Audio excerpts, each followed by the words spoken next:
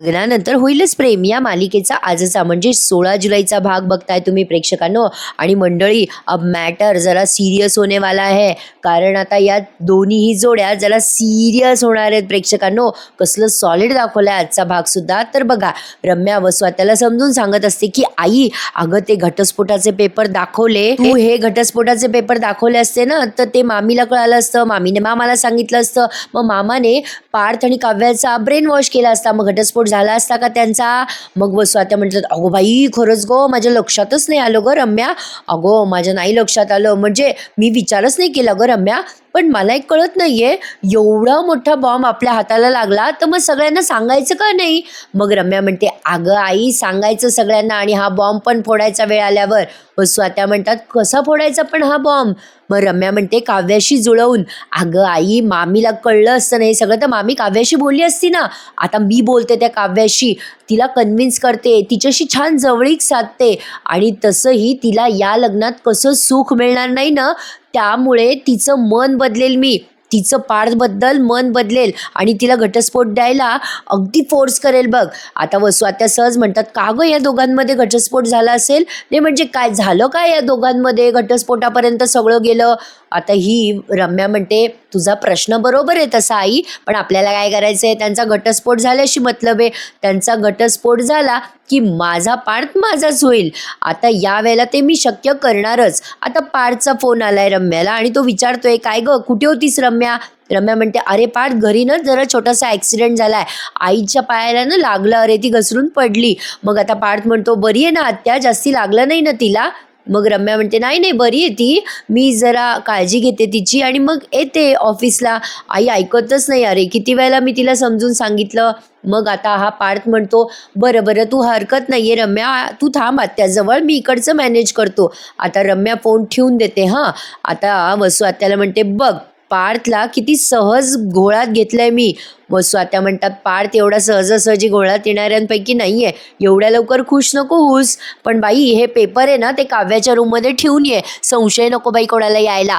रम्या म्हणते, आई ते पेपर ठेवते मी, पण हे बघ काम झालं ना की तिला तिच्या घटस्फोटापर्यंतच नेणार आहे मी, तू बघच आता. आता लवकरच या काव्याची जागा मी घेणार आहे. आता वसवात्या म्हणतात, घेशील ग बाई घेशील, पण त्याआधी हे सगळे पेपर आहेत ना ते जरा जागेवर ठेव. आता बघा प्रेक्षकांनो, रम्या काय करते, पेपर जागेवर ठेवायच्या आधी त्या सगळ्या घटस्फोटाच्या पेपरचे फोटो काढून घेते. वसवात्या म्हणतात, अगं काय करतेस तू, अगं कोणाला कळलं तर. रम्या म्हणते, थांब ग आई, अगं आपल्याला केव्हा कुठली संधी येईल ते सांगता येत नाही, बघ तू आता या सगळ्यांचे फोटो काढून ठेवते. वसवात्या म्हणतात, वा ग वा रम्या, फारच हुशार झाली आहेस ग तू. रम्या म्हणते, हो ग आई, तुझ्यासारखीच आणि तुझ्यामुळेच. तर बघा आता या दोघींचा काय तो एवढा सीन त्यांनी दाखवला, पण आता या जोड्यांची तयारी बघा, कसले रोमॅन्टिक होऊन तयार होत आहेत जीवा आणि काव्या. आता हा जीवा गाणं गुणगुणत असतो आणि शिट्ट्या वाजवत असतो, तेवढ्यात मानिनी ताई येतात तिथे. जीवा म्हणतो, अरे आई तू केव्हा आलीस. मानिनी ताई त्याची गंमत करतात आणि म्हणतात, काय रे जीवा, काय गाणं गुणगुणतोयस, स्वप्न रंगवतोयस. जीवा म्हणतो, अगं नाही ग आई, तसं काही नाही आहे. आता मानिनताई म्हणतात, नाही नाही रंगो रंगो बाबा स्वप्न. हे पण काय रे जीवा, परफ्यूम वगैरे मारून कुठे चाललेत, कुठे जन्मजय देशमुख. आता जीवा म्हणतो, ते ॲक्च्युली नंदिनीला बाहेर जेवायला घेऊन चाललोय, म्हणजे ॲक्च्युली ती मला बाहेर घेऊन चालली आहे जेवायला. आता या मानिनताई म्हणतात, अरे वा, आणि तरी सुद्धा अरे वा, छान जीवा छान, मस्त प्रगती आहे तुम्हा दोघांची.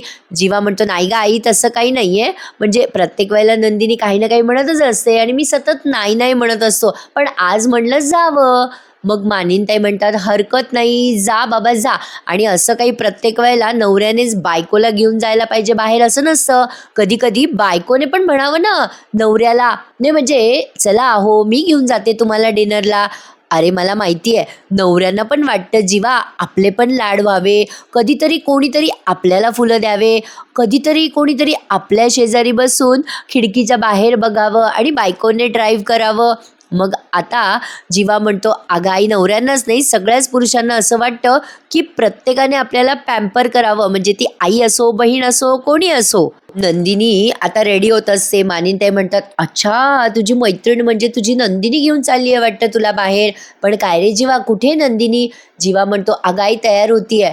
नंदिनी तयार होत असते. मग आता या मानिनताई म्हणतात, "ठीक आहे, पण तूही लवकर तयार हो, कारण पोरी जर लवकर आवरल्या नाही ना, तर उलटतात बरं का नवऱ्यांवर." आता लगेच जीवा म्हणतो, "आई तू अशीच उलटत होतीस का बाबांवर?" आता या मानिनताई म्हणतात, "गप रे शहाण्या, नंदिनीला जर माझ्या वाट बघायला लावलीस ना, तर बघ." आता लगेच जीवा म्हणतो, "तुझी नंदिनी?" मग मानिनीताई त्याची पुन्हा गंमत करतात. म्हणतात, "बरं बाबा, राहिलं तुझी नंदिनी." जीवा म्हणतो, "ए आई चल काहीतरीच."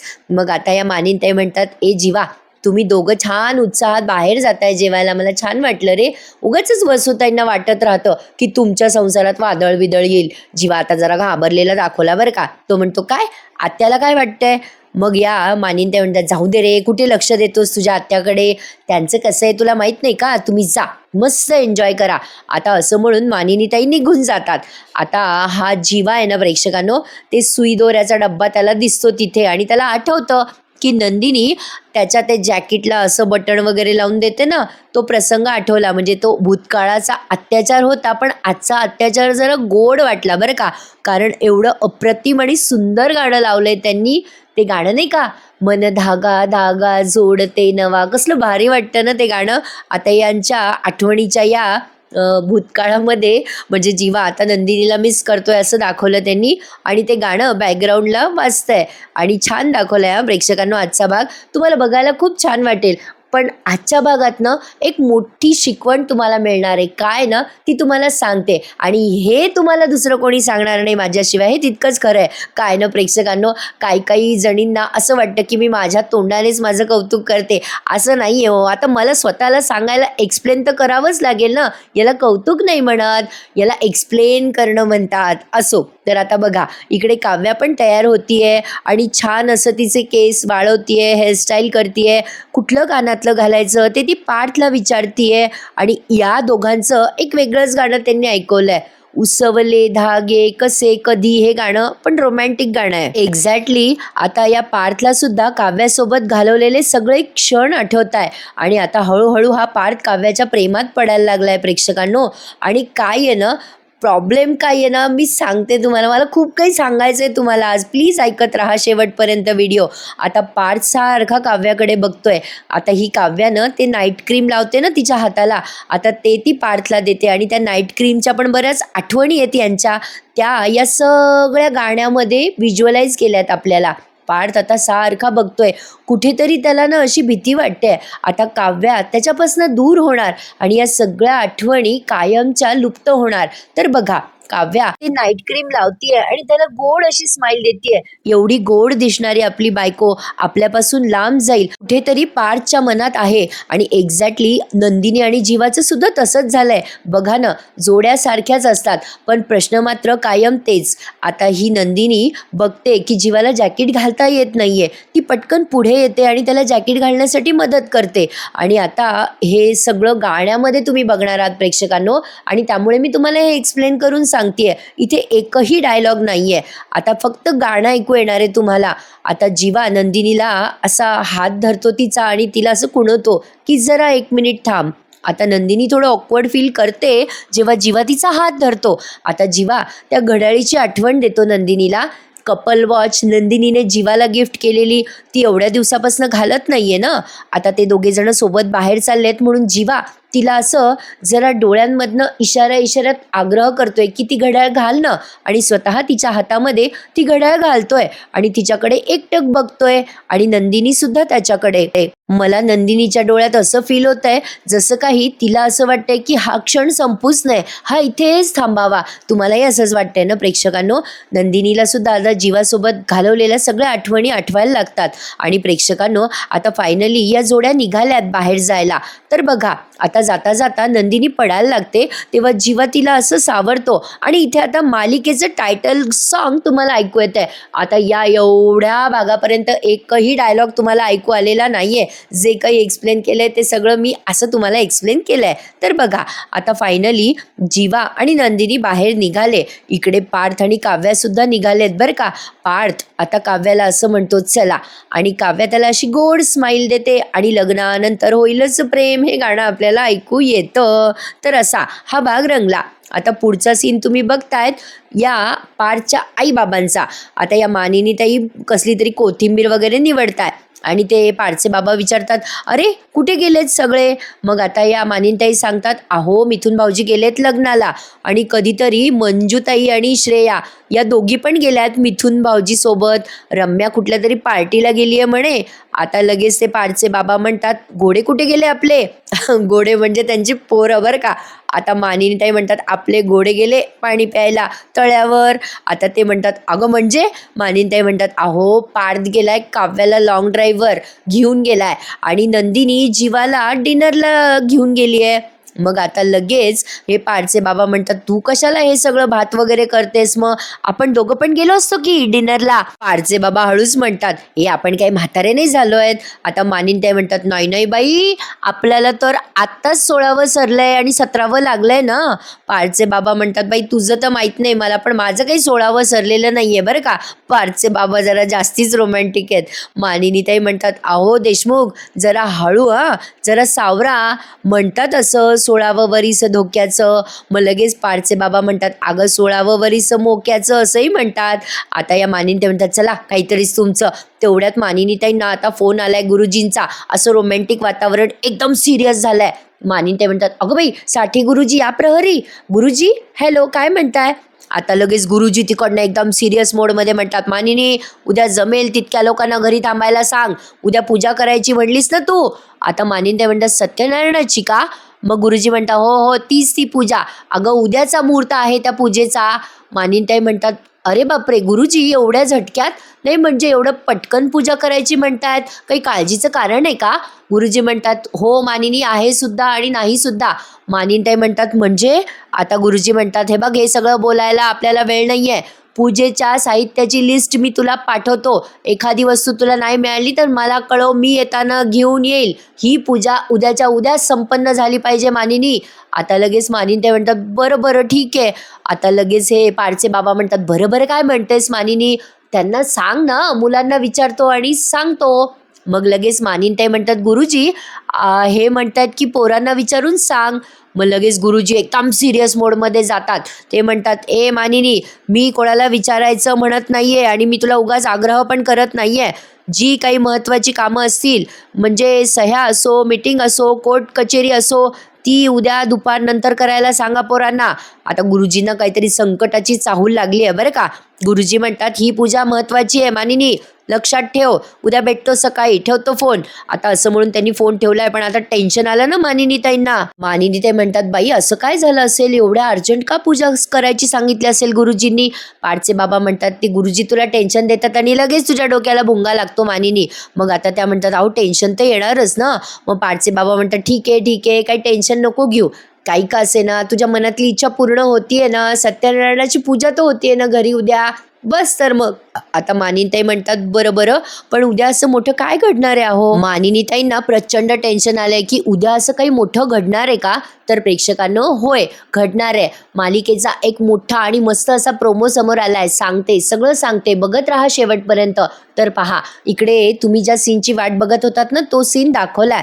जीवा आणि नंदिनी दोघे डिनरला गेलेत. आता यांचा डिनर संपन्न झालाय बरं का. आता जीवा म्हणतो, नंदिनी आज छान वाटलं ना डिनर? नाही, कॅन्डल लाईट डिनर वगैरे मी तुला हे सगळं एक्सपेक्ट नव्हतं केलं बरं का. नंदिनी त्याला उत्तर देते, कधी कधी आपल्याला अपेक्षित नसतं जीवा, तेच आपल्या बाबतीत घडतं नाही का. आता बघा नंदिनी एकदम सिरियस मोडमध्ये. जीवाला कळलंच नाही ही अशी का बोलतीये, तो तिच्याकडे बघतच राहतो. आता बघा इकडे काव्या आणि पार्थ या दोघांची डेट दाखवली आहे. खरं तर प्रेक्षकांना बघायला गेलं तर असं वाटतंय दोघंही जोड्या एकाच ठिकाणी गेले की काय डिनरला. पण बघा आता काव्या म्हणत असते, छान वाटतंय नाही आज? नाही म्हणजे दुपारी तुम्ही साबुदाण्याची खिचडी खाल्ली नाही पार्थ, पण दुसऱ्या बाजूला तुम्ही छान मला लॉंग ड्राईव्हला घेऊन आलात, एवढ्या मस्त जागी आणलं, थँक्यू पार्थ. आता पार्थ असा सिरियस होऊन बघत असतो तिच्याकडे. मग काव्या म्हणते, खरंच पार्थ तुमचा राग गेलाय हे बघून मला छान वाटतंय. आणि पार्थ हा इतका अँग्री लुक तुम्हाला सूट नाही करत. देशमुख जरा हसा की. आणि हो, व्हाईट सॉस पास्तासाठी थँक्यू. आता पार्थ थोडासा हसतो आणि काव्याला म्हणतो, आवडलं का तुम्हाला? काव्या म्हणते, हो आवडलं ना, पण पार्थ तुम्हाला खूप दिवसांनी असं हसताना बघते, ते मला जास्ती आवडतंय, छान वाटतंय. हो नाही म्हणजे तुम्ही एवढ्या दिवसानंतर हसलात, मस्त वाटतंय. हे रेस्टॉरंट पण छान आहे पार्थ. मस्त वाटतंय, म्हणजे शांततेत बसून आपल्याला गप्पा मारता आल्या ना इथे खूप दिवसानंतर. आता काव्या काही ना काही बहाण्याने पार्थशी बोलायचा प्रयत्न करतीये. एक्झॅक्टली जीवाचं पण तसंच झालंय. आता काव्या म्हणते, पार्थ आपण बऱ्याच वेळचं बाहेर पडलोय ना, आपल्याला उशीर झालाय का घरी जायला? मग आता पार्थ सहज एकदम सिरियस होऊन बोलतो, खरं तर उशीर झालाय काव्या, आणि सगळ्याच गोष्टींना उशीर झालाय. आता पार्थ जेव्हा असं बोलतो तेव्हा काव्या एकदम सिरियस मोडमध्ये येते. काव्याच्या लक्षातच येत नाही की नेमकं पार्थला झालंय तरी काय. आता कसं आहे ना प्रेक्षकांनो, इथे ना जनरेशन गॅप म्हणता येईल आपल्याला. बघा आता काव्या आणि जीवा कसे जरा लहान पडतात. नंदिनी आणि पार्थ दोघे कसे खूप मॅच्युअर्ड आहेत. जीवाला आणि काव्याला असं वाटतं की हे सगळं पोरखेळच आहे, म्हणजे त्यांना असं वाटतं की समोरच्या माणसाला खुश केलं, सगळं आपल्या मनाप्रमाणे झालं की सगळं ऑल सेट. पण तसं नसतं ना, आयुष्य म्हणजे काही खेळ नाहीये. तर बघा आता पुढे काय झालंय, मध्ये एक छोटासा सीन दाखवलाय त्यांनी मिथुन भाऊजीचा आणि मानिनी ताईंचा. आता या मानिनी ताई मिथुन भाऊजींना सगळी यादी करायला सांगताय त्या सत्यनारायणाच्या पूजेची. आता मिथुन काका तर आपल्याला माहितीच आहे की ते एक्स्ट्रा बोलतात. आता त्या मानिनी ताईंना ते म्हणत असतात, अहो झेंडूचे पानं, दक्षिणा, सुपारी सगळं करतो, वहिनी सकाळीच जातो आणि सगळी तयारी करतो. मानिनीताई म्हणतात, ओ मिथुन भाऊजी तुम्हाला सगळं जमणार आहे का?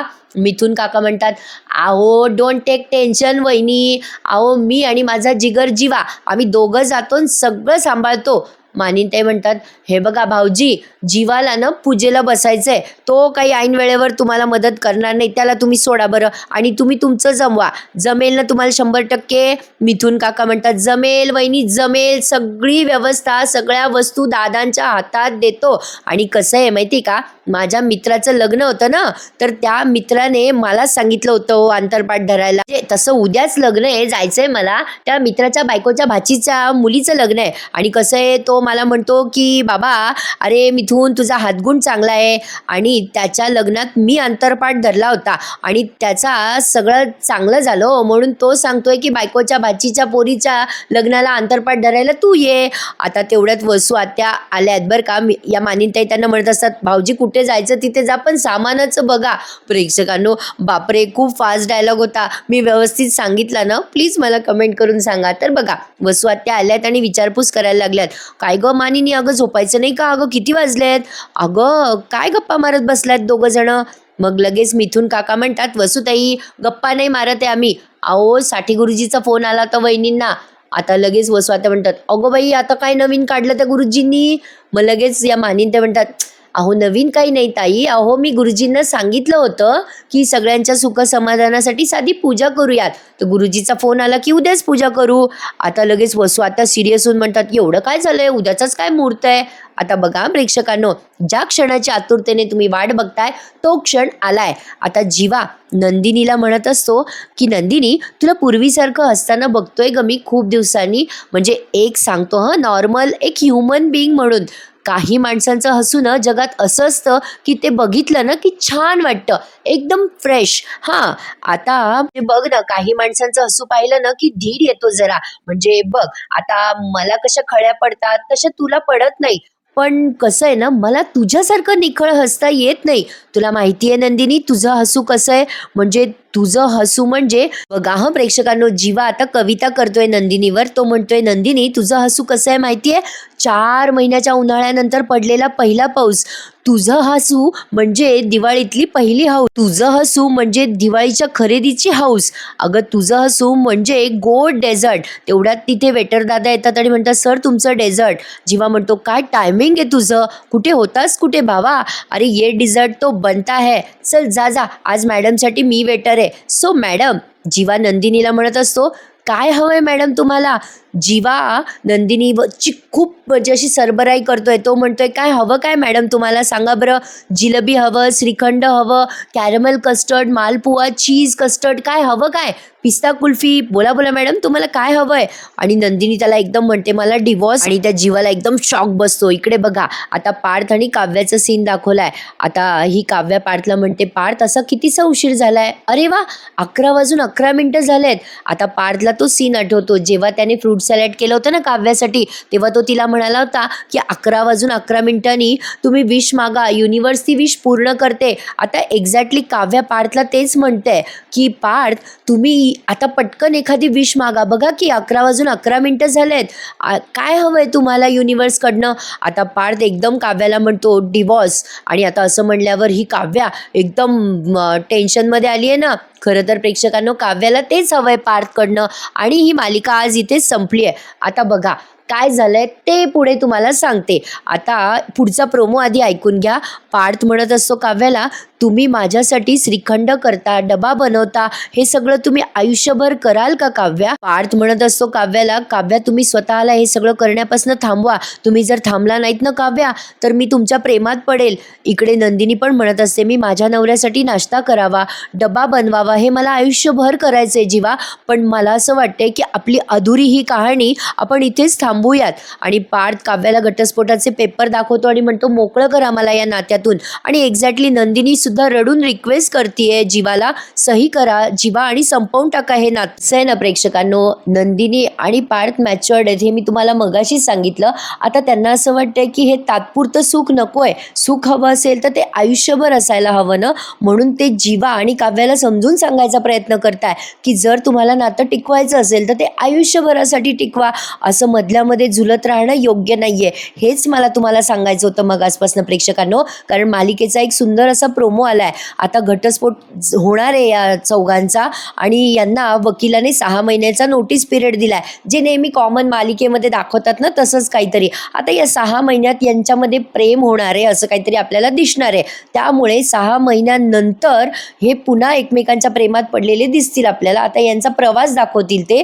छान असणार आहे ही मालिका पुढे बघायला असं दिसतंय तर खरी. तर कसा वाटला तुम्हाला आजचा भाग? आणि या सगळ्यामध्ये मला तुम्हा सगळ्यांचं ओपिनियन जास्ती महत्त्वाचं वाटतंय. तुम्हाला काय वाटतंय? पार्थ आणि नंदिनीचा हा डिसिजन बरोबर आहे की नाही? माझ्या मते तर अगदी बरोबर आहे. कारण काव्या आणि जीवा या दोघांना नातं समजून घेतलं पाहिजे, म्हणून हे दोघं असं करताय प्रेक्षकांनो. आर या पार, एक तर घटस्फोट द्या नाहीतर लग्न सांभाळा. बरोबर आहे ना यांचं? लग्न म्हणजे काय पोर खेळ नसतो. तर बघा, जनरेशन गॅप म्हणतात तो असा असतो. तर बघूयात पुढे लग्नानंतर होईलच प्रेम या मालिकेमध्ये कसं आणि काय काय दाखवतात. आजचा भाग तुम्हाला कसा वाटला? माझ्या आवाजात मला नक्की कमेंट करून सांगा. आणि हो, आता माझी तब्येत ठीक आहे, मच बेटर आहे. आणि प्रेक्षकांनो, उद्या भेटूयात पुन्हा एकदा या मालिकेच्या नवीन इंटरेस्टिंग रिव्ह्यू सहित. पर्यंत तुम्ही सगळे स्वतःची काळजी घ्या. उद्या भेटूयात. धन्यवाद.